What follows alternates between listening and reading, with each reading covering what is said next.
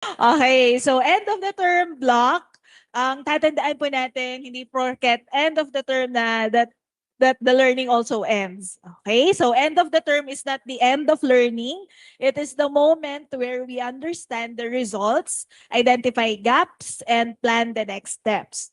So in our checklist, ito po yung mga kailangan nating i-ensure. So punta po tayo sa page 10 ng ating handout ng ating mga worksheet. So, at the end of the term, we identify the learning gaps and plan interventions. So, dito na po dahil meron na tayong mga results ng ating mga iba't ibang assessments, alam na natin sino yung mga students na kailangan pa talaga ng additional help, whether instruction or kung ano pa pong service na pwede nating ibigay sa kanila. It's also the time for us to reflect and improve our teaching. So again, as school heads, paano natin ipa-facilitate yung improvement of teaching ng ating mga teachers. So nandito na yung mga inset, yung mga LAC sessions, ganyan.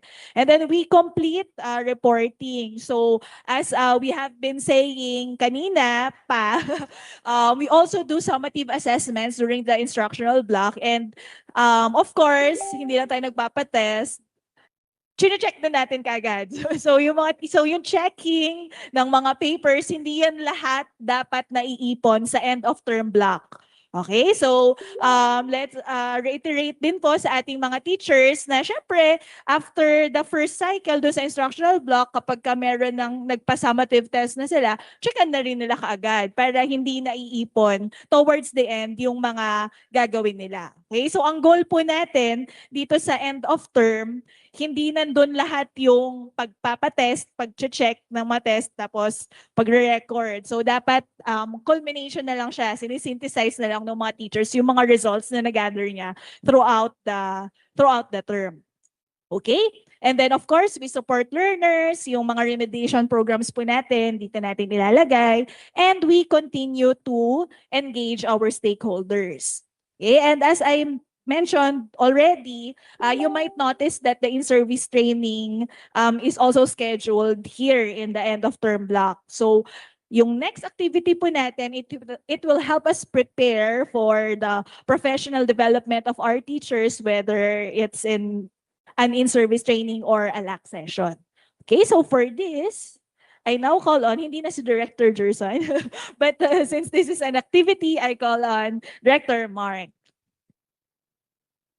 Yes, oo, last activity na raw. Thank you. So excited na po ba kayo dahil last activity na po natin ito, no? Yay. Okay, salamat Director Angel. And of course, being the last activity, this is very important, no? Kanina po dinaanan natin yung, di ba, from policy to practice. Nagpalista po tayo sa inyo ng mga at least no the things that you need to identify and operationalize in your schools no to support these reforms. Now, because next month ay inset na po ng mga teachers, we would like you to put this on your list of priorities. So if you will refer to the last worksheet, ang title po nito, Auditing Collective Competencies. No? So to our online participants, please get hold of your last worksheet. So ngayon na alam na natin yung mga reforma, alam na po natin yung mga laman ng polisiya, kailangan po nating ihanda ang ating paaralan. Kailangan ihanda po natin ang ating mga teachers. At upang gawin po ito, kami po ay naglista. No? We listed down the things, the competencies that we think are important evidences, or at least things that should be evident among our teachers and support staff as we make these policies as they come to life, no, ika nga. So makikita niyo po dito yung mga nilista po natin o nilista po namin. What we would like you to do is that we'd like you to, of course, imagine these competencies to already be present in your schools, no, among your teachers, and we'd like you to rank them or put a score from 1 to 10. 10 being the highest. Nasaan ba yung mga teachers natin dito? Nasaan na bang level yung ating support staff? Okay? Now, after you have placed the scores, the next thing that you have to do is, if you feel, no, that for that particular competency, medyo kailangan ng reinforcement, kailangan palakasin, o kailangan pang talagang matindi yung hand-holding, isipan po natin ang paraan kung paano natin ito mapapalakas. No?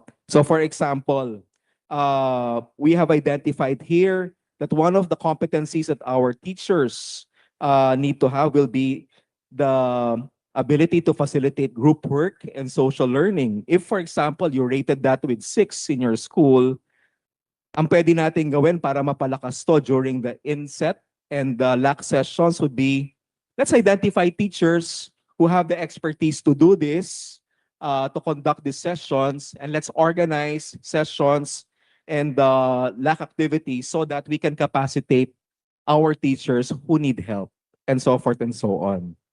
Clear po ba? Okay, sige. So, ito po ang ating gagawin for the next 30 minutes. 15 na lang, okay? Next 15 minutes. Again, we would like to request that you, of course, go through the different competencies that have been identified. But again, no, with the limited time, we would like you to prioritize what you think and what you feel should be the real focus for your respective schools.